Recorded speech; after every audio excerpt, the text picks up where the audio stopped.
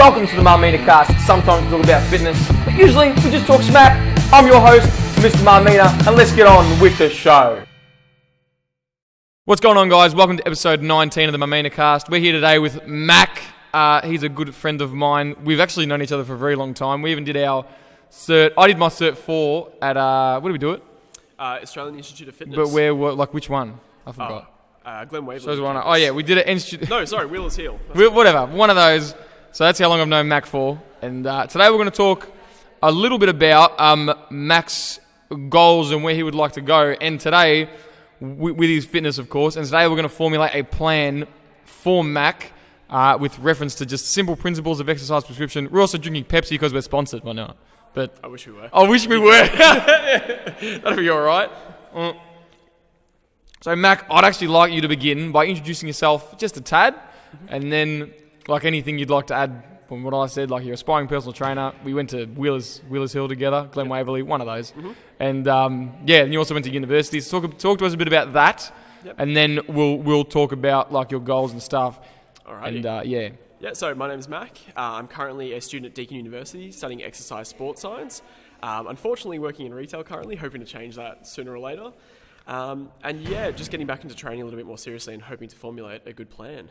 Cool. What were you looking? What are you looking for in a plan? I don't really have any particular sporting goals right now. I'm not doing any competitive sport right now at the moment. So I guess like anyone, looking better is one of the goals that we all have. But just, generally... Which is all right. Like, I posted about this on Insta, the most important social media platform. Of course. Except for Snapchat. Yeah, and like, I feel like movement and performance and all that is what... You know, it's a popular thing now. Like, it's almost like, it's not a fad, but it's getting there. You know, everyone wants to, like, move better and stuff like that. But it's, like, a questionable term anyway, like, move better. Like, what does it even mean? Yeah. You know what I mean? I feel like there'll always be a fad, though. I mean, not that long ago, it seemed to be powerlifting was the fad. Yeah, there'll always be something, you know what I mean? Yeah. Like, and... Yeah, like, but now, like, a lot of the body composition change stuff has been, like, demonized as... Or not demonized, but, like, stigmatized as being, like, the sort of stupid training. But it's not. Like, it's actually... Well, at the end of the day, we all want to be happy with how we look. Yeah, everyone wants to look better. And so I don't see why it should be demonized. I guess. Well, not demonized, but like stigmatized. You know what I mean? Yeah. I guess some people are just more honest about it than others. Like the bro shit. Yeah. I mean, a lot of people see, I guess, bodybuilders as being vain, and I'm certainly not a bodybuilder and not heading down that pathway. But if you want to change, like, if you want to like facilitate body composition change, then like we will borrow from bodybuilders. You know what I mean? Like they're the professionals at changing their body. They're called bodybuilders for a reason. Do you know what I mean?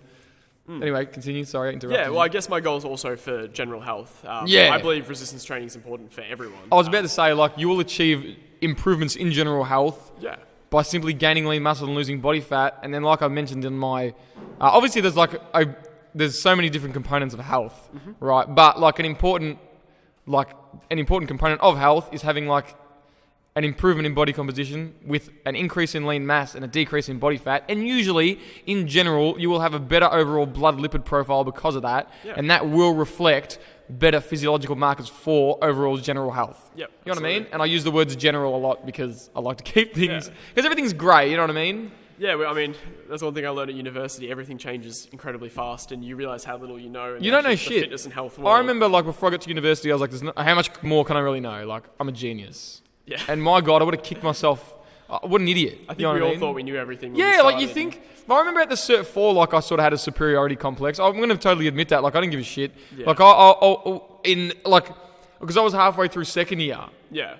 Oh no, I was just starting second year and I was like, I'm the man. Well, I'll be honest, with the Cert 4, I wasn't at university at the time, which you were in your second year. And most of my training had come through just like learning myself. But you like really, like I was like, this guy knows his shit. I was into it. I read a lot. I still research pretty much everything I do. But I didn't feel like in the Cert 4 I really learned anything new. Nothing came as a surprise. Look. Uni's the complete opposite of that. Like, I think I had this small discussion, I have this small discussion a lot, but a lot of the time, like those small certifications, those really short certifications, like they're not good. Yeah, straight up. I have a bit of a personal issue with the Cert 3 and 4 in fitness because I think I've seen some great trainers come out. Yeah, but I've also seen some that there's trainers not. Like I don't think you need a degree to be a good trainer, but like I know trainers who will whoop my ass and they haven't even like thought about going to university. Yeah. You know what I mean? Like the way they'll kill me on the floor. You know, but like they're well read, very highly educated. Absolutely. They've probably read more than me, way more than me actually. Probably spent more on education than me without even going to university. Like they're highly educated trainers. Yeah. So I guess the moral of this little discussion is that a personal trainer needs to further their education all the time. Correct. So like yeah. at the you don't end, have to go to uni. There are nah, other ways to fuck, learn. no. I mean, I learned definitely more not. through internships than I did in 4 or 5 subjects. Like I literally went to uni, and some of the things I was hearing and seeing like from students, I was like, but you're in third year now. Like, how can you even come to that conclusion? Yeah. You know what I mean? Like, the one thing uni really taught me, it was to like remain very objective. Like, if you're wrong, then who cares? Like, you just learnt something. Yeah. Well, you're allowed to be wrong. Yeah, and I'm it's sure always. we've both done things in training and training. I do clients things that all the time. We now know are wrong or we Yeah, disagree with. So. I do things all the time. Yeah. I might even finish a session with a client, and I'm like, I could have done that better. Like, I could have explained that better.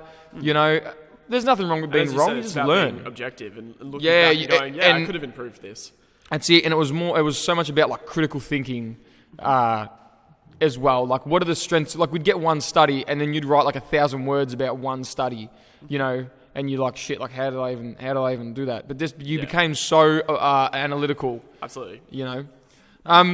So yeah, uni discussions. But I want to talk about your goals and stuff. So let's I'm gonna take some notes, but let's talk about what you want to achieve. So you want to get bigger, Yeah. right? So I guess the current goal is to put on a bit more muscle size. Okay. I'm a little bit smaller at the moment than I've been used to. I took a little bit of time off training last year, just due to personal reasons and a few family things. And honestly, I've been training on and off for probably 6 years now, and I kind of lost the love for weightlifting for a little while. I did that like I think it was like last year. Like I don't know. Like moving into here was a big deal. Like it was very stressful, and It's you taxing. you only have so much stress you can actually allocate to training. Yeah. I think people like, and I get like I actually get people to do like probably a quarter of the daily analysis of life demands for athletes questionnaire, like the DALDA questionnaire, another one. and that gives me like a general idea of someone's stress levels because you only dedicate so much stress to training. Exactly. Yeah. Like and training is a stressor. Like people say, like, you know, it makes me feel good. I'm like, yeah, it makes me feel good, but at the end of the day, like how much more stress can you dedicate? Like if you wake up at 5 a.m. all ready to get to work, you finish work at like. Some people wake up at 5 a.m, they finish work at 5 p.m. They do 12-hour days and they drive home. You know, and on the way home, sometimes they want to stop at the gym and do the 6:30 p.m. group sessions. Yeah. I'm like, how manageable is that and how long are you going to do it for? And some people have done it and they stick to it for a pretty extended, good amount of time, enough for them to learn so they can go ahead and do their own thing. And some of them still train and do that. And that's all well and good, but they are a minority, man. I've definitely been to that point before. Yeah. There's been times where I was getting up at 5 a.m., you know, whether it's uni the whole day or work. Going to training at 9 p.m, 10 p.m, like it didn't really matter. I had that drive to just whenever I could fit the I've gym done and I that. would. And it kind of just faded for a little while. And it was kind of like, if I'm not enjoying it, why am I going to force myself to do it? I kept fit still. I did a bit of kickboxing, a little bit of jiu-jitsu. That's definitely... But that's good though, like you only need to do some general health stuff. Well, that was pretty awesome for health, I believe. I'd say so. But yeah, I think it was good to take a bit of a break off training because I feel like I've got that fire back now. Yeah. And I think it's like everything in life. If you do something for too long, you can get You get bored of fatigued it. and Yeah. bored, yeah. So I feel like that drive's coming back now. Good. It feels like I'm in a good spot. Well, it with is that. because we're doing this and we're going to formulate We're some in a goals. gym right now. That's it. And what I love about this is in my goals video, I talked about how you should discuss and tell people things you would like to achieve. And this holds you accountable to achieving those goals because people are going to know about it. And the 4.5 people that listen to this will know. So body composition change is a big one for you. Mm-hmm. How rude is that? I'm not cutting that out.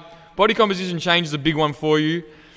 And we were talking about whether it be fat loss or muscle gain, because I like to stick to one. I like to pick one. Yeah. You know what I mean? And then, even if it is muscle gain and you so happen to lose a little bit of fat in the process, so more power to you. But I think it's important to...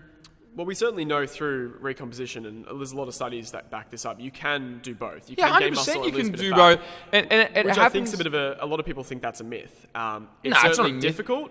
Yeah, it's just harder. It's certainly, at least in the studies I've looked at, it's a lot easier if you're a beginner in the gym. Oh, shit, yeah. Or you've returned to training. Correct. Oh, yeah, you've taken some time off Yeah. and then muscle memory comes into effect. Or another really important point to mention is that you can still gain muscle in a calorie deficit. You can. Oh my God, the amount of people are like, nah, how can you going to gain muscle in a calorie deficit? Yeah. I'm like, how are you not? Well, there's a lot of factors at play there, but as long as if you're a new lifter, if you're a newbie lifter, no, I would actually argue that I've seen some, I don't know if, I have to, now that you've said that, I need to double check. But think about this, like when you first started lifting, how good was your protein intake?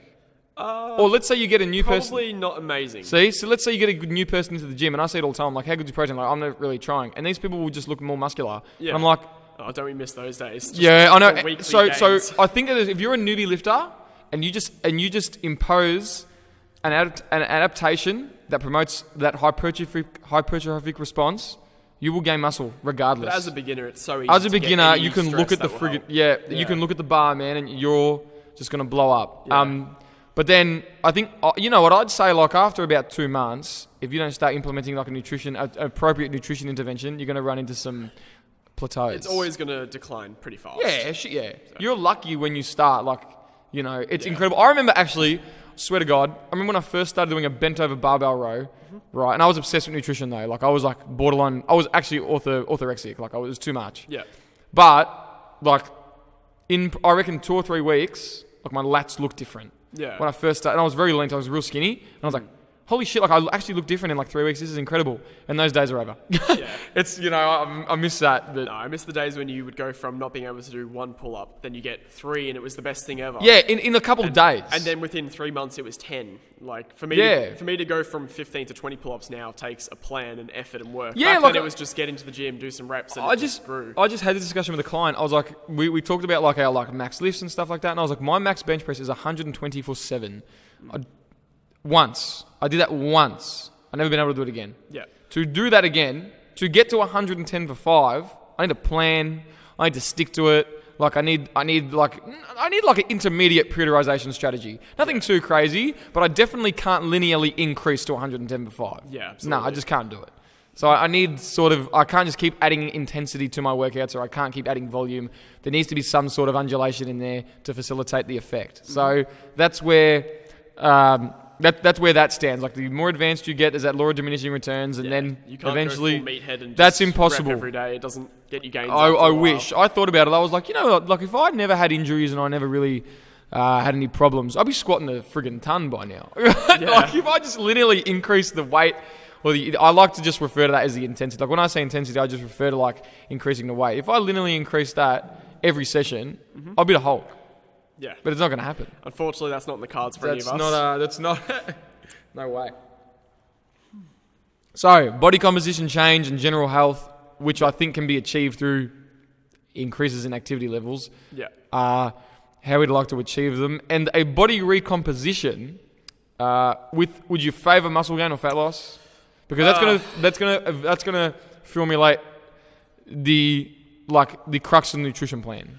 Yeah, so I guess that's always the tough question, which way do we go? I think for the moment, muscle mass-wise, I'm not happy with where I am. Yeah. So there's probably not much point dieting, getting leaner, because it's not going to fix that problem. That's what that's what people don't understand. Like, everyone wants to be, like, shredded, and I'm like, but you want to be, like, pretty jacked first. I think it's important to maintain a reasonable body fat percentage, even when you are, for general health, quote, bulking, or just in general. Yeah. I don't think that means you have to be at 6 or 7% body fat year round. No, I think that's unhealthy, to be honest. Everyone, I guess, has an idea of what they consider to be healthy. Yeah. So I do definitely want to put on size without going, you know, the old crazy dirty bulk and just eating everything in the room. I think you should. No, I'm joking. It's tempting, I've done that, like, before we continue, but... I think we all have at one point. Oh my God, I gained so much muscle, man. Yeah. I went from 54 kilos...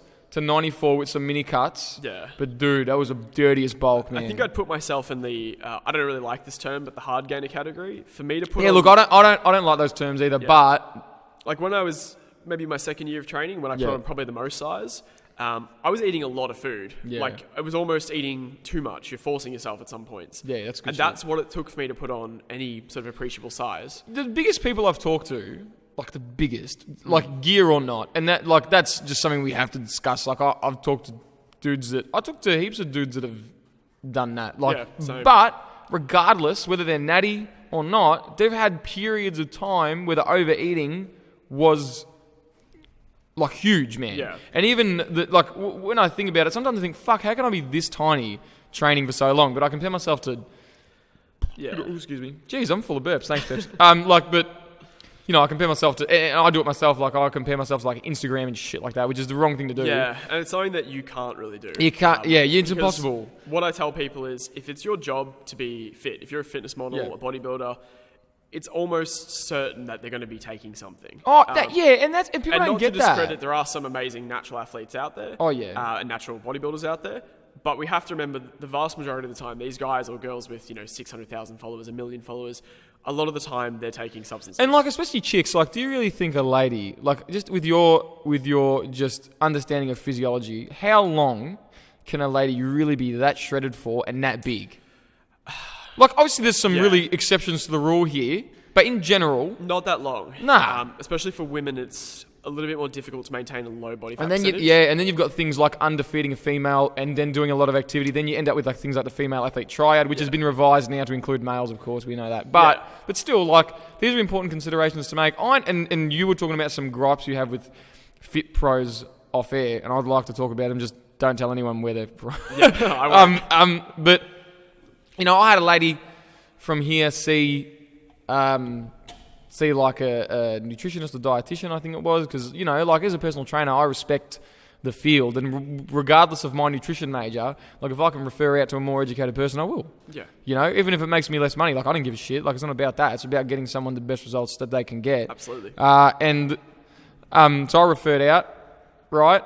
And this lady comes back to me with, oh, these are the macros, these are the nutrition plan I've got. It's like a full ketogenic diet. I'm like, why? And then get this, right? She said that this other allied health pro, the nutritionist / dietitian, said you may stop getting your period, but don't worry about it. That's something you should definitely worry about. I was like, okay. That's where now I'm really confused how they're doing that through diet, but yeah, that's... No, because the calorie deficit is so immense that it interrupts like the amount of times hormone function. The amount of times that someone's messaged me and said, hey, what do you think of a new diet? I'm on 1,200 calories a day, 900 calories a day. And I'm doing an hour of cardio a day. Yeah, and my jaw hits the floor and I go, you've dropped from 3,000 calories or 2,500 calories to 900 at a day's notice when your trainer said so. And I think that's insane. It's crazy, man. It's just dangerous. It's straight up dangerous. It is dangerous. That's what I said. Like, like losing menstrual cycle. Yeah. What? I was like, I mean, that's one thing with bodybuilders specifically. Getting down to a very low body fat percentage for men or women is dangerous. Yeah, it's crazy. That's why when you said I don't think you should be rocking around 7% every day. Yeah. Shit, no. I mean, some people have the genetic tendency to remain there's leaner. There's always some people out there that will maintain a lower body fat percentage, and they're lucky, and that is what it is. But cutting down to these extreme percentages, especially if you're stepping on stage as a bodybuilder, or even like weight cutting for a sport like wrestling, it can be really dangerous. Yeah, it is. A lot of people, I don't think, accept that there are long-term health benefits. Not benefits, issues related with that. Yeah, there are. Definitely not benefits. I think obviously there's benefits going from 20% body fat to 12% body fat. That's different. Mm-hmm. But going from 10% body fat to 4% body fat, there are some detriments to your health and your social life. That's a very hard task to achieve that. We've seen it time and time again with fat loss, with bodybuilders passing away or ending up in hospital. Yeah, like ending up in hospital post-comp or getting sick right before the comp because they're so lean that their immune function is compromised. And with water cuts, which a lot of them do as well. Which are questionable to implement anyway. Yeah, but we see fighters and from any type of fighting and bodybuilders end up in hospital once I again. actually like the somewhat controversial recommendation of keeping the athlete, shouldn't be controversial, keeping the athlete 5 to 10% over stage or competition weight, whether it be fighting. Then there's no need for drastic water cuts. There's no need for too much of a calorie deficit. And it's just getting on stage at a comfortable weight or getting on stage is never comfortable. Well, at least in regards but competing in a fight sport at a comfortable weight. Yeah, right? At least in regards to a lot of combat sports, that's actually what they're implementing now. So I don't know why they have... We learned it in my nutrition major. My professor's racking his brain. He's like, I don't understand. You'll compete better. Look, arguably when McGregor fought Diaz, he fought Diaz and he went up weight classes, but he didn't have to starve himself, and you could argue his performance wouldn't have been as compromised. Sometimes he looks real drawn in that when he cuts all the way down. Like you follow fights. Yeah, when he cuts to featherweight, which was obviously the first division he was champion in, he was cutting a lot of weight. Yeah, if you Google McGregor 145 pounds, he's tiny. He looks like a skeleton stepping on stage. I think his current division, which he's not really fighting in, but at 155, he looks healthy. He looks lean for sure. He's definitely cutting some water weight, but he looks healthier. Yeah. 170, when he came out to fight Nate Diaz, I think he obviously had some issues going on there in regards with his cardio. He got taxed really quickly. Yeah, because he's a bigger guy. I think he didn't take... I mean, this is just my opinion on it. I don't think he took into account what it was like to walk around at the heavier weight. And I don't think he took into account what it was like to get hit by a guy at 170 And he was clearly putting on size. He wasn't just he got rocking up bigger at a normal weight. He was trying to put on muscle mass and weight to compete with the bigger guy. And I don't think even if the fight had gone 5 rounds, he wouldn't have outlasted Nate Diaz the first time around. Because Nate Diaz knows what it's like to walk around at that weight. I mean, he's a triathlete. He's an incredibly fit guy. Yeah. Same with his brother. But I think in the second fight, they obviously made adjustments in regards to his cardiovascular health. Yeah. He did a lot better. He lasted. But I think 170 is too big for him. There's guys in that division that come from 100 or 200 pounds, 190 pounds, that would look twice as big as him. So I think 155 is his division for sure. Yeah. But still, that's an important point to make. Like, I think sticking closer to a weight for competition is better. You know, even some of the best bodybuilders just hover around. They don't stay stage lean. That's freaking impossible. But they hover around. You're struggling today. Oh, this is bad. They hover around, like, you know, the competition weight. Yeah. You can't spend 52 weeks dieting for a competition. It's always crazy to hear someone like Dorian Yates say he'd walk around in, you know, the north of 300 pounds in the off season and he'd cut to like 220. I'm just like, that's an incredible amount of weight. Yeah, that's full. I don't know what time frame he was doing that over, but that's insane. It'd be a long time. Like, that's a big prep. But, Sure. I mean, obviously, there's but spending some other supplements involved. There are there. advantages to slow diets, and obviously, crash dieting's not good. No, But also dieting for 50 weeks out of it's worse. I've got like my ideal sort of, and when we formulate the plan for you, we're gonna talk about. But I think you lean towards more muscle gain, correct? Yeah. Yeah. So we're not really gonna talk. So I'll touch on it now. But like, I like a moderate to aggressive fat loss plan. Mm-hmm. I don't want it to be too long because it sucks. Yeah. So if someone's maintenance is like maybe not 2,500. If someone's maintenance is 3,000 calories, ideally, I'll take 20% from that straight away. Yeah. What does that make it? No, maybe that's too much. I'll probably take about 600 or 700 calories from that. Yeah. Like more than the recommended 500, because a lot of the time people mess up their calorie tracking anyway, and they're going to have 200, 300, 400 calories over. So it's very easy to mess up calorie tracking. There's a 20 to 50% discrepancy with someone's actual intake and their tracked intake. How messed up's that? So if like a female or male comes to you and they're like, I'm only consuming 1,500 calories, how am I not losing weight? I'm like, well, you're probably consuming 3,000. Yeah.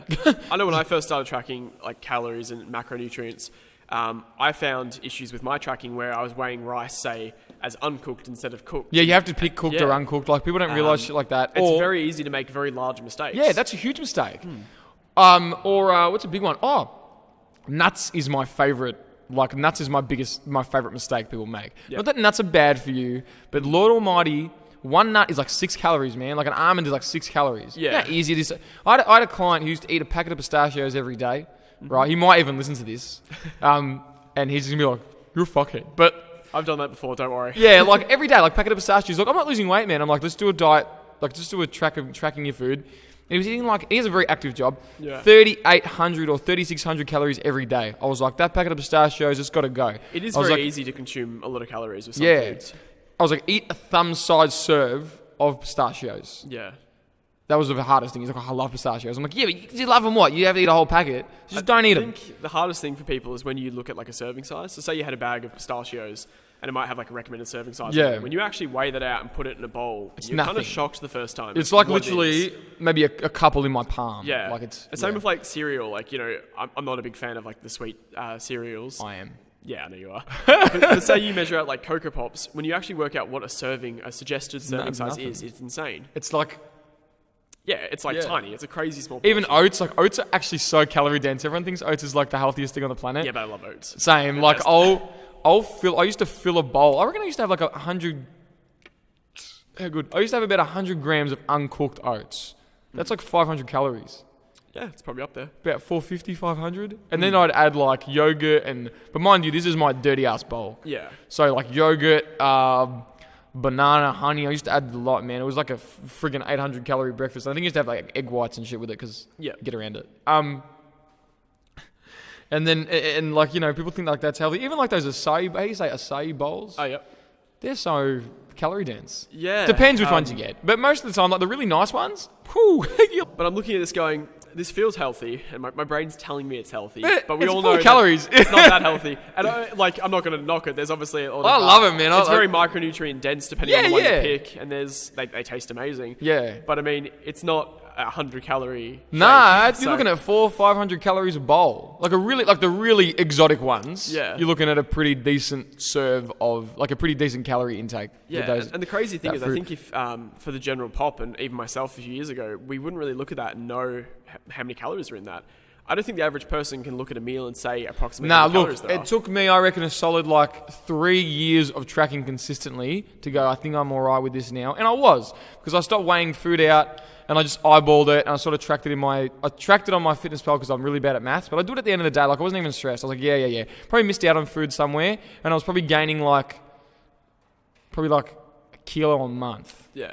Well, I took a lot of time which off was too tracking fast. macros when I took the sort of break from training last year, and just recently got back into tracking it. Yeah. And since I tracked it for probably a year and a half straight, and before that there was other periods as well, I got pretty good at eyeballing, like with your normal portion sizes, that kind of thing. So I went back to tracking recently, and I was sort of fairly accurate, I guess, but I'm still like 200 calories over where I thought I was. Yeah, you will be, because like you've lost. It's like you got to practice that. Tracking macros is like a skill, and you get familiar with the serving size of food. Yep. Like what helps me is using like palms, fingers, like my fists or whatever. It sounds real dirty. But like to track the food, you know what I mean? Like I know about a cup of spaghetti or whatever is how many calories it is if I look it up in my FitnessPal. Yeah. See, I'm the opposite. I've never liked doing like a hand or a size of this. I've I always don't had like sort it, of set amounts of what I know. Like if I set myself out a meal plan, and I've never been, super strict with like the bro chicken and rice 5 times a day. But when I'm prepping meals and that sort of thing, I would know, say, like my average chicken serving would be 160 grams. And if I was like 10 grams either side of that, I wouldn't sort of freak out too much. No, well, why would you? Like, but it gave me a good sort of way to eyeball it. So like in the last few months, I can look at something and go, I know that's approximately this much chicken, this is this much rice. Yeah. If I'm eating out, I have like a rough idea of what I'm consuming. And I think that's important to have. Yeah, it is. It is so easy to overeat in this day and age. It is, and that's what we've got. We have an energy intake problem. Not so much like a sugar problem or a fat problem. We have a energy intake problem. One of the things that's going to be really good about I don't give everyone macronutrient intakes because it is unrealistic to ask someone to pull out a friggin' phone app and be like, all right, I need you to track all your food. It's just not a feasible behavior change someone can adhere to. It's unrealistic to ask someone to meal prep. It's unrealistic to ask someone not to meal prep. It's unrealistic to ask someone of anything. We need to formulate a plan that promotes adherence. I suppose it depends on your goal and how strict you are. And I think that obviously like the more stricter and objective you are with nutrition intake, the better your results will be. Like they will be better. There's just no question about it. I've had better results when I track my food because I'm more objective and I think the one thing I've seen with individuals and clients is if you say someone doesn't want to track macros, and that's perfectly fine. You don't have to track macros. And they don't have to, depending on what they want to do. Yeah. One thing that I've always found interesting was getting them to do a food diary for a week. Yeah, it's good. And I think a lot of people, and if they're very honest with it, some people are really shocked with how much food they actually consume. Yeah. And I've been certainly shocked with people's food diaries before. Because they tell you one thing, if you're having a conversation to them about it, saying, "Hey, so like, what's your like I said, there's some pretty good research out there, 20 to 50% difference. Well, when KFC sneaks in there, then we have a problem. So yeah, people don't realize like KFC's like a lot of those fast food outlets, like they're full of calories. Not knocking any fast food. I love fast food. Yeah, me too. But it's easy to overeat. I mean, so easy. And that's one thing I've also seen with people. They go, I want to have my cheat meal every Friday or Saturday night. Yeah, that's cool. Do it. We can certainly accommodate that in the plan. Yeah. But some people would look at a cheat meal and think, I'm going to have like 1,000 calories. And they can easily consume 3,000. And you can fuck your whole week up. You can ruin your whole calorie deficit for the week. I can. Yeah. I set out to do that shit. Like not really, but like I know I can, man. If I sit down and go, I'm going to have a large fucking pizza. Yeah. I'm going to get myself some connoisseur cookies and cream ice cream. I'm going to sit down. I'm going to sesh Brooklyn Nine-Nine on Netflix. Yep. Oh, easy. That sounds so good. Thing. I think a lot of people do binge. I don't do that anymore. Yeah, hopefully not. I might. But it sounds good. Yeah, a lot of people, I think, especially when you're on a very strict diet, when you binge, if it comes to the point where you have to binge, it's too hard. And that's why. So I was going to try and get down to 75 kilos. I was like, I don't like to have a goal weight, but I sort of, now that I know like where I'm at, like I sort of knew that I had to be pretty light to be very lean. Like I wanted to have like a striations in my abs. Yeah. Not really like that lean, but I wanted to have like, like veins and shit. Yeah. And I'm 80 now, and like I know that I'm going to have to be pretty light to be very lean. I think it's always dangerous to pick a goal weight. Yeah, that's what I'm about to say as well. But one of the things I realised was that I have to eat about 2,000 calories to be this lean. Yeah. Because I'm on 2,400, my weight loss is stalled at 80 kilos. Which and I'm for like, you is a pretty significant That's tiny, man. Like for an 80 kilo bloke that lifts 5 or 6 days a week, that trains clients on the floor, 30, 40 hours a week, like I'm not cool with that. And that's the problem, I guess, for you. You're pretty active, so your energy expenditure is quite high. Yeah. So it's not like we need to talk about raising that for you. Yeah. Diet is probably the big part. So I knew that I was feeling a binge coming on. I was like, I'm going to go to You're My Goodness. I'm going to order 2 friggin' mufflers. I'm going to devour. Let's not start. Yeah, right. I was like, you know what? I'm not going to get that lean. I can't be bothered. And I don't have a competition date, so I don't care. I'm not a competitor. I do it because I like doing it. Yeah. And that's it. But you should be able to enjoy life as well. Yeah. And that's what, when we do yours, I'm gonna, and you'll be right, because based on the maintenance calories you gave me, probably going to give you like 2,600 calories, 25 to 2,600 calories, because you said your maintenance was about 25 or 24? I believe. We don't know. I think it's between 2,300 and 2,400, I think would be a decent estimation. Yeah, and it's hard to say though. Exactly really right. We're gonna track you. So what I want you to do, right? I'm gonna start with 2,600 calories. I'm gonna do a little bit of a calculation on here as well. But 2,600 calories, 25 to 2,600 calories is gonna be a good place to start. I'm gonna be optimistic and just give you 2,600. Yep. Like you won't gain a substantial amount of fat eating a supposed maybe 300 calories max over maintenance. Yeah. We're gonna increase that protein intake to I'm just going to go with 2 grams per... Oh, we're going with the big numbers, are we? Oh, well, it's just easier to do, like double the weight, 2 grams per kilogram, and then we're going to formulate a macronutrient intake from there. Then you got a choice, right? It depends on how objective do you really want to be. Like some of this is a big pain in the ass, and I understand that people don't want to do it. Yep. The first and best way to do this, and always the best way is always hard. People are like, training's hard, or exercise is hard, nutrition's hard. I'm like, well, yeah, like... If you want to achieve anything, everything's hard. Like that's crazy. Do you think everybody at gym was easy? Huh? Life's hard. So life's hard, that. That's it. So 2,600 calories, right? Let's do it. I'm going to do it on my calc. Let's hope it still records. Imagine if it's still recording. Woo! Awesome. What the wonders of technology. We had a few technical difficulties before we Didn't started. Didn't we ever? Like the friggin' stand wasn't... And then recording, all I had to do was switch one thing on. Remember, guys, if it doesn't work, just turn it off and on. Yep. All right, so 2,600 calories, right? Mm-hmm. That's what we want. Let's open another calculator. Because I'm spaz and I had like 400 calculators. Yeah, look, math is not my strong point, I'll be honest. No, me neither. So 2,600 calories, right? Mm-hmm.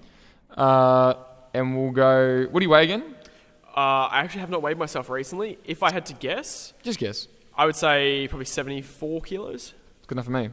All right, so because again, we don't know. Like I'm probably between 75, 73. So I want you at about 140 to 150 grams of protein a day. Okay. It says here 148. That's pretty easy. It's not hard. You probably won't even have to eat that much meat. You might have a scoop of whey. I'd honestly say I'm probably near that already. Without really trying. Yeah. Yeah. I wouldn't. I would expect that. It's not hard to eat that much protein. Yeah. So 140 to 100. You know what? Let's just pump it up to 160 grams a day. Yeah, it's a because protein's satiating. Plus, there is some pretty good evidence out there to suggest that increases in protein intake don't have as much of an effect on fat gain. Ooh, how controversial is this? It's pretty controversial. I've seen some stuff where even in clients where I'm like, geez, we up this person's protein intake, and I'm saying to them, you know what? If I heard somebody else say this, I'd kick them in the head. Like this is stuff that I'm like, this sounds dumb. Yeah. But like. From what I've seen, protein is more satiating. People generally eat less by accident, right? Promotes gains in lean muscle, and like it is hard to digest and eat. Yeah. Why wouldn't you up that shit? Plus, the Pretty thermic much. effect of food for protein is what, 30 to 40% of total calorie intake? Yeah. Questionable whether or not that matters. I think the other thing with protein is it's quite easy to track compared to It carbohydrates. is. and fats. Carbohydrates and fats usually mix together. Yeah, they can sneak up on you very fast. Yeah, it's easy. Yeah. Protein's a little bit more obvious in my opinion, especially if you're, supplementing with whey protein, you're measuring out eggs, really easy sources of protein. Yeah, that's easy. It's easy to keep track of them for sure. Yeah. And eggs, you don't even have to weigh. You just go, I had 1 egg, 2 egg. Like, Yeah. how anal do you have to be? I don't want you to be that anal. Usually most eggs are around approximately the same sort of size. So you Yeah, don't have to I measure just too put much 1 stuff. medium egg. Like if I go out for breakfast and I got 2 fried eggs there, I'll go 2 fried medium eggs. Yeah. I don't have to. Do I ask the chef how much they weighed? Of course not. I think one thing that I personally do, when I'm tracking very carefully, I always overestimate when I'm eating out. So Yeah, me too. I'll add oil. especially with fat. Yeah. That's the big one. You don't know. Not that we're tracking sodium, but that's another one. You can assume almost any meal. If you're not hypertensive, I don't really. Hey, if you're hypertensive, I can't do this. I don't have the I'm good, jurisdiction. bro, don't worry. Yeah. I So have doctor's anyway, clearance. I want you. There's 2 ways I like to formulate a fat intake for people, and that is either 20% of their total calories, which if we were doing 2,600 calories, that'd be so it gives you. That gives me 520 calories from fat, and then we're going to divide by 9, and that gives me 60 grams of Okay. fat Yeah. for your diet. It's 57.7 recurring, then 8 at the end. What a pain in the ass. So we're Yeah. just going to go 60 grams of fat. 160 grams of protein, 60 grams of fat, right?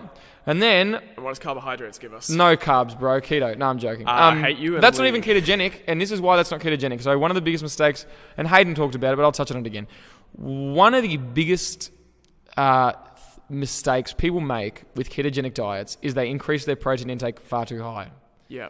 Protein is gluconeogenic. So like, oh, sorry. Well, yeah, you could say that. You could say it's gluconeogenic. Yeah. Well, I forget the percentage, but isn't it only meant to be 20 or 15%? It's really of low. calories? Yeah, it's low in protein. Ketogenic diets are low in protein because like, at least in the literature I'm familiar with ketogenic diets, approximately 70% of your calories come from fat. yeah, it's really high. and I it's forgot like it now. It's huge. 5% come from carbohydrates. Yeah, maybe like literally 10%. nothing. Like you can't Yeah. really eat much. So, in order to like, yeah, it's just not a high protein diet. Is what I'm going to make the point of. Yeah. So that would not be keto. Like 160 grams of protein and 60 grams of fat is not ketogenic. Yeah. No, that's definitely. just It's the that's complete just opposite, stupidity. but- So then what we'll do is we'll go 160 times 4, right? And that gives us 640 calories, right, from Okay. protein. Yep. Yeah. Now fuck this up. I'm an idiot. Yeah, but aren't we all? Yes. Yeah. So 160 times 4, right? And then you go 60 times 9, right? That's 540. So 160 times 4 again. I'll do it on another calculator. You're all with the calculator, man. I'm such a spaz. And then 160 times 4, right? That's 640. So 540 plus 640, 540 plus 640. What's that? Without me even doing it, I'm really bad at maths, guys. 540 plus 640 is 1,180 calories, right? Take 2,600, gives us 1,420 calories left. Yeah, so 1,420 divided by 4 is 355 grams of carbs a day. Okay. So you can go 355 grams of carbs, 160 grams of protein, and 60 grams of fat with a I'll give you more than that. With a 10 gram leeway for carbs and protein each way, Yep. and a 5 gram leeway, like range, for fat each way. Okay. Not because fat is evil and bad, but because that fat is higher in calories. Yeah. And why on earth, would I get something that is 9 calories per gram? Are you going to remember that? It's on the recording. We'll write it down 160 grams of later. protein. 160, 355, 60. Yeah, Yeah. easy, right? Got it. Now, to give you numbers is a little bit ignorant. You, and we'll probably work together like off air, we need to, and it's just good to mention that we need to find ways for you to consistently sort of objectively hit those numbers in some way, shape or form. Yeah. You can weigh and track food with MyFitnessPal. Not everyone has the patience and skill to do that. Yeah, MyFitnessPal's what I'm familiar with. It's great. And just keep doing that. Yeah. At the end of the day, whether or not you actually consume 355 grams of carbs, 160 grams of protein, and 60 grams of fat with those ranges I've given you, which is 10, 10, and 5, Yeah. whether or not you actually hit that, it doesn't matter. Because I've given you this objective goal to go from, and let's say you do over or underestimate, but if you consistently over or underestimate, you're still in the same range that facilitates the same effect. Well, I think the good thing of this as well is if I'm going into a muscle building, like I don't want to call it bulking, but a gaining sort of is phase, the new term. Overeating slightly is not really a big concern. You're what? Maybe 300 calories over maintenance? Yeah. Now, the one thing that I was going to mention before that I can get you to do, you can do one or two. You can track your weight every single day. 7 days for the first week. Yep. Get the average, right? The next week, same thing. Get the average. If it goes up less or at around 500 grams, right, a week on average, less than that, it has to go up a little bit. Yeah. Right? Then we're kicking goals. Okay. If it goes up I'm any pretty more, happy to be strict and measure every day. That's not a problem for me. yeah, it's not hard. You just go on top of a scale. You put it in your phone. I'll weigh First thing this in the much. morning. Yeah. After a piss and a poop, Yeah. you're all good. So that's how I would do that. Such a good recommendation. That's an Eric Helms recommendation, man. And I was like, I think that's the best sort of scientific way to look at this. That's a great way to do it. And everyone heckles the scale like, oh, that scale's only a one compartment model. But at the end of the day, if it gives you an objective, some objective data to go from, why isn't that good? I've never liked to use the scale as a goal. I don't like to use it that's for why I have clients. sort of an ethical problem with. I do, yeah. With setting a goal weight, because I've been on both sides of the spectrum. I've been where I've said, when I get to 80 kilos, I'll be happy. That'll be the size I want to be. And you get to 80 kilos, and you're not happy. And then I've been, if I get to 73 kilos, I'll have abs and I'll be lean. And you get to 73 and you're not lean enough. And then you're in trouble because you're going to lose you're another in real 5. trouble. And that's what I did. I went to 80, and I knew at 80 I wasn't. I've got like a little bit of abs, but like when I sit down, like I've got like the rolls and that, which is obviously normal. Yeah. But like, so another thing, like too, rolls and looking like a little bit chubby around the hips and stuff. That's normal. Well, being shredded where you sit down and have a six pack is not normal. Yeah, well, That's in the last 6 awesome, years, but, I've pretty much done it all. So I've been at a max of 80 kilos, and like normally walking around, if I just eat normal calories, I'll always weigh in somewhere between like 70 and 75. Yeah. I've been all the way up to 80, and at one point, unfortunately, I got a little bit ill, and I've been all the way down to 59. Yeah. So I've been all over the spectrum when it comes to weight. And it's very difficult to pick a goal weight where you want to be happy, where you think you'll be happy at. It is hard. And a lot of people that come to me with no training experience and go, I want to be 55 kilos. And shredded. And I go, have you ever been that weight before? And they go, no, but that's the weight that I want to be. There. And you could get, I talk to clients, and I'm like, you know what, you could get to 60 kilos and look like a beast. Like this is talking about ladies that like come to me, they lose weight and they lift weights. And a lot of it, like sometimes initially they're a little bit heavier. And they're like, oh my God, what have I done? And I'm like, well, exercise promotes like muscle glycogen retention. Yeah, so of course you're gonna be like, I mean, within reason. Like if you train full on balls to the wall, then you're gonna be depleted. But like if you train with a reasonable amount of volume, like a little bit lower than probably normal, you will probably hold on to some glycogen and look a bit fuller and tighter. Yep. And ladies freak out, even if they look better, like, oh my God, why am I heavier? And I'm like, well, because you appear more muscly. Yeah. You know, whether it be maybe that initial acute glycogen retention, or maybe it is, maybe it's, you know, further down the track in a month. They're like, why am I heavier? I'm like, you have like almost abs. Yeah. Like, this is a good thing. I wanted to think with lose women- 5 kilos. I'm like, give it time. Yeah, women in general always, ones of sort of a lack of training knowledge, they always seem afraid about putting on muscle. Yeah, don't look. And I think one thing every girl needs to understand is, you know, those jacked bodybuilding women you see and the CrossFit They massive have girls. more male testosterone. Maybe not the CrossFit chicks. Some of them in it. Oh, some of them pretty jacked. Some of them, yeah, but do you think they're nutty? Nah, none of that's a topic for Yeah, another, let's whatever. not bag on CrossFit. But it's difficult for a guy to put on a lot of muscle. It's not, Yeah, look, there's I not many guys wish. that accidentally put on 20 kilos of muscle. No. For women, unfortunately, just due to their genetic and hormonal profile, it is harder. It's a lot more difficult to Yeah. put on muscle.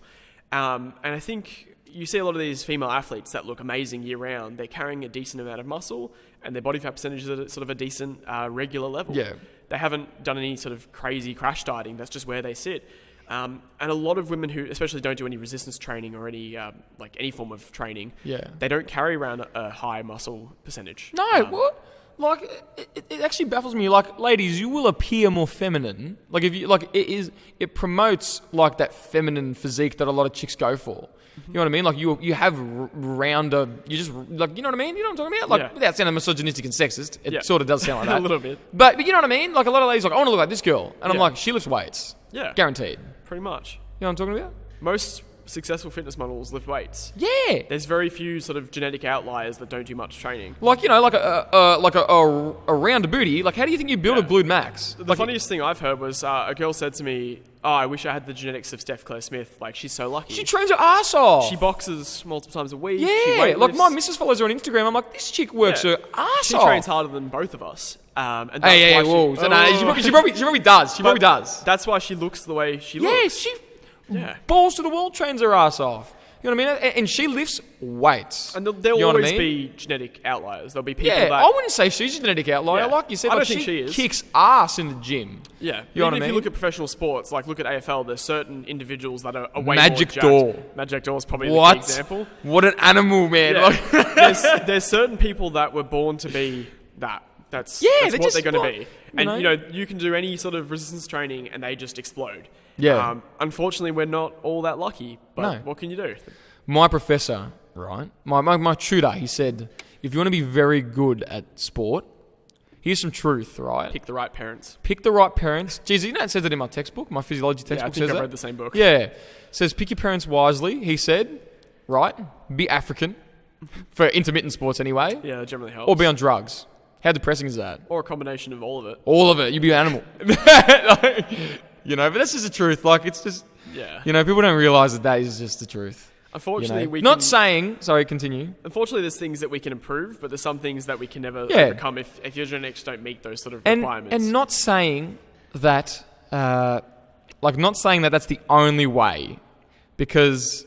that can be very misinterpreted, and that's not what we're saying. I don't think genetics should get you down. A lot of people are like, I don't have the genetics for that. I'm not going to be that big. I think it shouldn't for the average person. You should train like you're going to be friggin' Arnold. That's what I Yeah. tell you. I was like, who cares? You don't know. Some people, they start off really skinny and they respond so well to resistance training. And I don't think being very skinny at the beginning of your resistance training journey determines your genetics. I think your response to the stimulus is the genetic determinant. If you respond very well, you got good genetics. If you respond averagely, like I respond pretty averagely, I'd say. Yeah. Like I train pretty hard and I'm pretty objective with my data, and I'm 80 kilos after I don't know how many years lifting. Yeah. You know what I mean? Like some people train their ass off, like train the same as me or less, and they're 100 kilos shredded. Yeah. Natty. And I'm like, you fucking bastard. You know what I mean? So Yeah, it's a bit unfair. yeah, son of a bitch. So not everyone is going to have, like I'm saying, like, you know what I mean? We just talked about it. I'm not going to talk about it again. Yeah. But yeah. Okay, we've formulated a nutrition plan. Your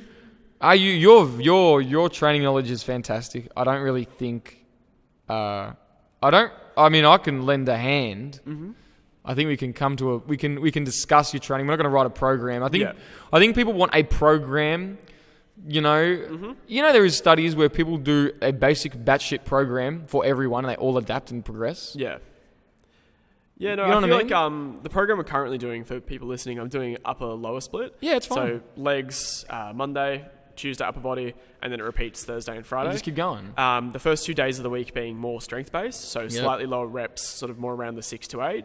Yeah. And then more in the hypertrophy range later in the week. And people would say that like a 6 to 8 rep range is not a strength-based rep range. Yeah. But I think what people have to consider is like everything's very contextual. I think, like, for me particularly, I mean, we all know that the 1 to 3 rep range will probably get us is the the best maximal strength force results. output rep range. Yeah. With my current training, I've had a few injuries in the past, and you can train for maximal strength perfectly safely. There is a way of doing that. But right now, being as strong as possible is not something... And if you want to be as big as possible, questionable how strong you really need to be. I think to an extent they go hand in hand, but you don't need to be incredibly strong to be bigger. I think in order to facilitate a long-term hypertrophic response, you need to get stronger over the course of your long-term training career. Yeah. Right? If you're not getting any stronger, what is happening? Yeah. Well, we're all going to reach a point where we don't get much stronger without specific sort of exactly training in right. place. But once you get to that point, for the bodybuilder, for someone looking to gain size, I simply like to change acute exercise variables or the exercise selected. Yeah. Let's say someone stalls on a flat dumbbell bench press for 8 reps. Let's go do a flat dumbbell, let's go do an incline dumbbell bench press for 8 reps instead. Or, have you stalled? No worries. You're doing 8 reps? Let's do 6. Yeah. For hypertrophy, I think you should do high intensity phases for hypertrophy because it resensitizes you to higher volumes, and then you can adapt to these higher volumes again. And Mike Israel talks about that. A much more intelligent bloke than myself, of course. And you can facilitate strength over the course of your long-term training career, but you do not have to be a powerlifter tomorrow. Correct, and I don't really think you have to be super strong. I almost think now with this whole movement, performance, even strength comes into that. Like, everyone bangs on about how strong they want to be, and strength is so good and this and that. But if your ideal result is body composition change, 3x3 is simply not enough volume. Yeah. It's just not. You're going to do 9 reps. Like, so my math isn't that bad. 3 times 3 is 9. Yeah, you got it. Do you really think you're going... And I remember I talked to a very educated trainer once, and he's like, what a myth. Like, you can just do really low reps and get jacked. Look at this powerlifter. He's jacked. And I'm like, he's jacked because he also does accessory movements at higher repetitions, and he's accumulated a large amount of volume over the course of his training career, squatting, benching, and deadlifting, and performing accessories. Yeah. How ignorant to suggest that performing 9 reps on some fucking exercise is going to make you... if your goal is... make you bigger. What? If your goal for a particular sport or whatever it may be is maximal force output, then sure, we'll play with reps. the low reps and even low sets as well. But for the average person or someone just looking to look better, to body recomp, it's not necessary a lot of the time. No. And I think a lot of people don't realise how sort of heavy for themselves a 1 or 3 rep is. I was just saying this because I have a strictly hypertrophy client. He's like, look, I want to be strong, but I don't want to be that strong. And I'm like, yeah, cool. I'm like, we're not going below 5 or 6 reps. You know what I mean? And he's like, he actually asked, he's like, what does a 1 rep max tell you? And I was like, it tells me that you can lift that much weight. Exactly. What else does it tell me? It just represents a maximal... Correct. That can be I'm trying to defend it here.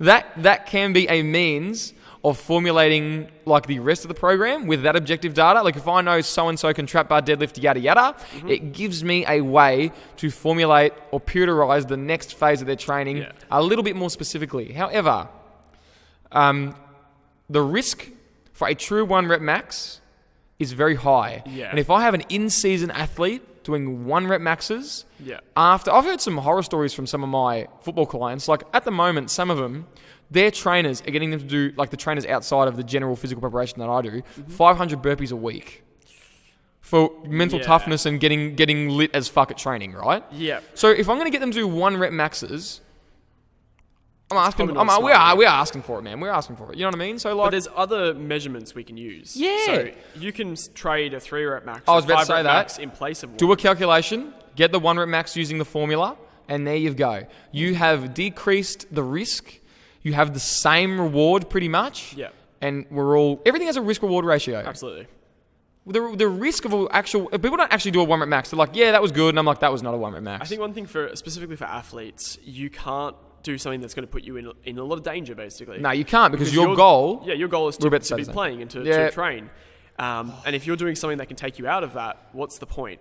Your one goal as an athlete should be to stay healthy. I actually crack it.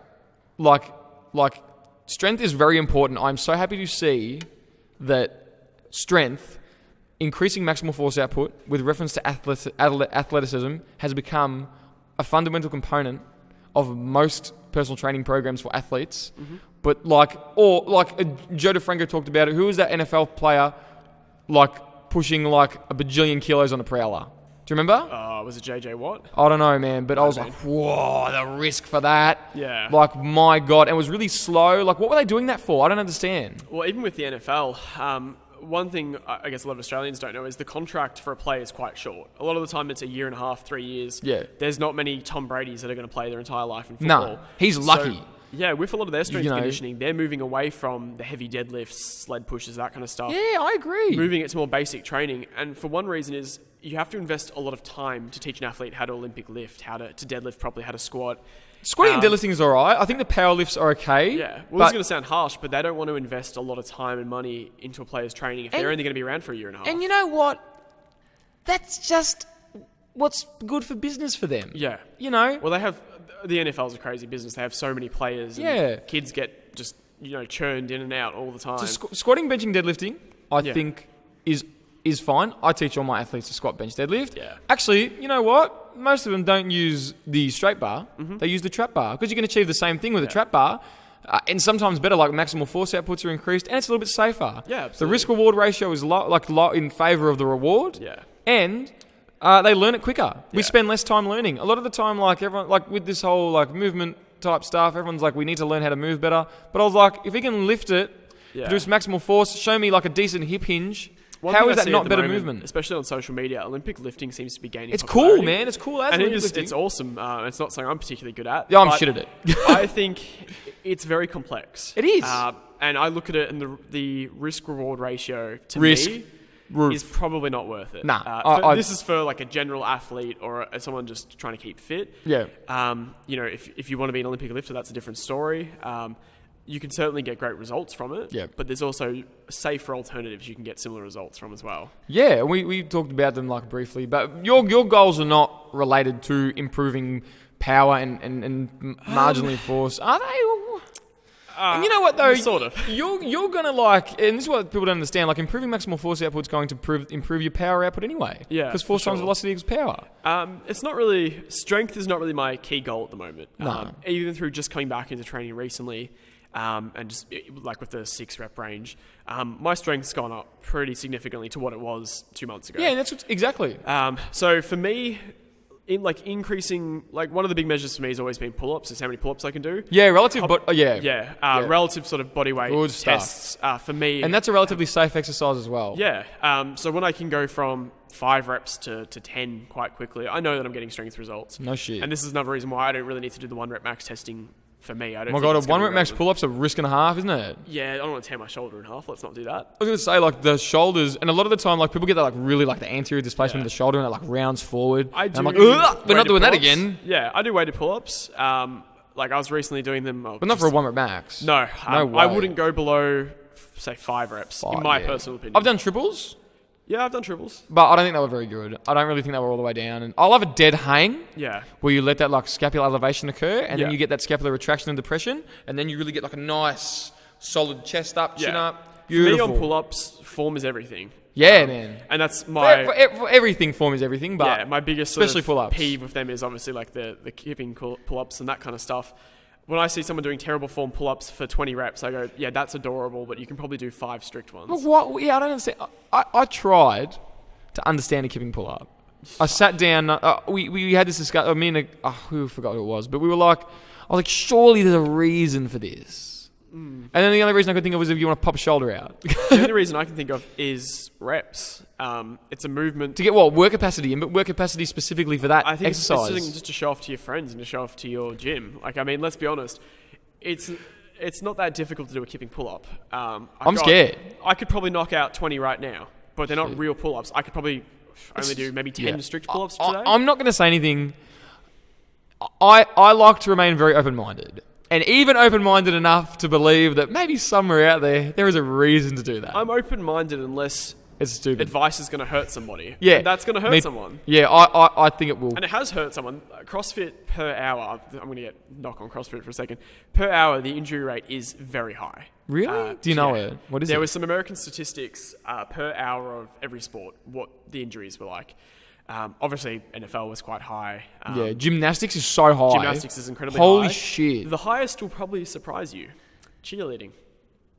Yeah, no, I know that. I know Having people that thrown, 15 because feet in the air is not the same as thing. we had to defend cheerleading as a sport at uni as part of one of our units. So we had to Yeah. research the meaning of sport. Now, I was like, this thing is more of a sport than a lot of people realise. This is Yeah. some hectic shit. It's intense. You know? And the thing that makes it a sport was the fact that it was competitionalized and we didn't understand the outcome, unlike professional wrestling. I guess the big problem with, professional wrestling is... Professional a wrestling's joke, real, bro. and I hate it. What the... I'm going to give you a suplex, right? I'll leg kick you into oblivion, so let's not. I think there's always a problem with subjective sports, because that's what it is. It is. It's like dance is sort of a sport. Yeah. I mean, look at the Olympics. There's lots of sports that are like, diving, gymnastics. Ice skating. Ice skating, Olympic sport? Ice skating? Well, Winter Olympics. Winter Olympics is Yeah, like... they have... yeah. Rhythmic's not the word. That's the one. Whatever. You know what Yeah. I'm talking about. Yeah. A lot of that's subjective. A lot of people think they shouldn't be in the Olympics because they are subjective. Do you understand the physical demands of something like that? I'm not the one saying that. Yeah, I know, So you know what I mean? think Like, I'm like, oh...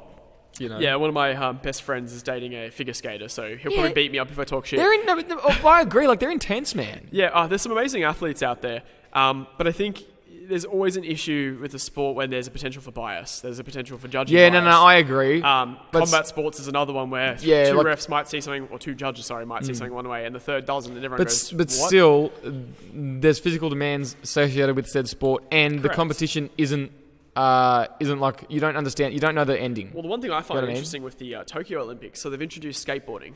So skateboarding would be considered that's hectic. A subjective event. I like it. Because there's points associated with tricks, and it's interesting. But then potentially there's talks, and I don't know how true this is, that Olympic weightlifting, it might be leaving the Olympics. I've heard that too. Which to me, are you kidding? I mean, it's in the name, Olympic weightlifting. It's kind of an important one to have. Yeah. I guess it's one of those sports where there isn't a lot of funding. You know, wrestling, amateur wrestling, one of the oldest sports, was going to get kicked out of the Olympics. Are you joking? Well, the funny thing with wrestling is I was listening to a podcast yesterday, actually, and wrestling came up as one of the topics. It was Jeff Nowitzki, who's one of the members of USADA, so the drug testing agency. And since the inception of MMA and the UFC, wrestling's actually shot up in popularity. Yeah, I thought so. At colleges and high schools in the US. But the one thing I find interesting with wrestling, in America, in Australia, it's a very new sport. It's not very popular. In America, it's sort of a cult to an extent. It's very popular. Yeah, they love it, man. But they've never found a way to commercialize wrestling. It's got to be WWE, man. It's got to be pro wrestling. I want to see some promos. Yeah. I want to see And that's the crazy thing. I mean, I'm not a fan of pro wrestling. I know. But you know what? You enjoy it. MMA and UFC has borrowed so much from the WWE and pro wrestling. For sure. Oh yeah, man. Conor McGregor is like the best on a mic. You know what I mean? Yeah, well, Conor McGregor essentially copies what people did before him, whether it be in the WWE, whether it be boxers, whether it be Floyd Mayweather, Mike Tyson. He's copied these styles. Yeah. And it works. And look, I mean, that's why he is who he is now. That's it. Yeah. It's not he's a great fighter. Yeah. But obviously, what put him on the map was the mic. The thing with Conor McGregor was it was the fact that he was backing up what he was saying. Yeah. There's plenty of people who go on the microphone and talk shit. He was saying ludicrous shit, like when he knocked out what's his name? Aldo. Well, when you say I'm going to knock someone out in round one, inside 3 seconds or whatever. I don't think he ever said that for Aldo, but for Dustin Poirier, he said I will KO you inside round one, and he did it. I think there's only like one person where he made a prediction where he didn't knock them out. Diaz and Dennis Seaver. He said he would knock him out in a round, and it took 2. Still, it's pretty impressive. But that's the thing. With any athlete, I mean, I forget who his name was, but there was a sprinter. I remember this. This might have been the last Olympics. I forgot his name, but there was a sprinter who said, and he wasn't that sort of famous, and he came out there and said, I'm going to get the gold medal. I'm going to win. And people looked at him and said, oh, we don't know who you are. Like, awesome. Congratulations. But there's some real savages in this division. And the whole time he's saying, no, I'm going to win. Like, that's it. Game over. And he won. The power of the mind, my friend. Power of belief is the strong. placebo, nocebo effects and stuff like that. We're not going to talk about that because it's a whole other topic, and we've been talking for an hour and 2 minutes. So, so far we've got you on 2,600 calories. 2,600, yep. We have got you on 355 grams of carbs, 160 grams of protein, and 60 grams of fat, with 5 to 10 gram leeways. Okay, or so ranges. 5 on the fat and 10 on the other two, wasn't it? Yes. Yeah. Fat because there's more calories in fat. We have talked about basic concepts of program design, where said program for hypertrophy should be, and you mentioned upper lower, should be a moderate frequency program. I'm thinking 4 days a week is the current goal. And would you like? Do you prefer just like splitting up the frequency equally, or would you rather have like maybe a upper body pull focus with a little bit of pushing? Or that way you can get more volume in with. But at the end of the day, if volume is matched across the microcycle, there should not be any difference. I think we'll probably talk off camera. For that, because we're gonna go. You know what I mean? But to just finish. So just because we've got some. That was our little conclusion. We're boring our 4.5 listeners at this point. Yeah. I was gonna say so. If volume is matched across the microcycle, the results in hypertrophy should be pretty similar. You should probably train a muscle 1.5 times a week. The 0.5 just references like the other sessions a little bit. Like the other session is you only hit that muscle like with one exercise. I've always found that. For me more frequency definitely helps with the muscle. Yeah, I do because you know what I like about the older I get in training, the less frequently I train. Yeah, because with recovery's harder. Recovery's harder the older you are in training age because you have bigger muscles, right? and these muscles can produce more damage and metabolic stress. You lift more, so your stimulus is higher, the recovery is longer. So for adaptation to occur, the recovery has to be a little bit longer. And that's pretty much the crux of it. Yep. Right?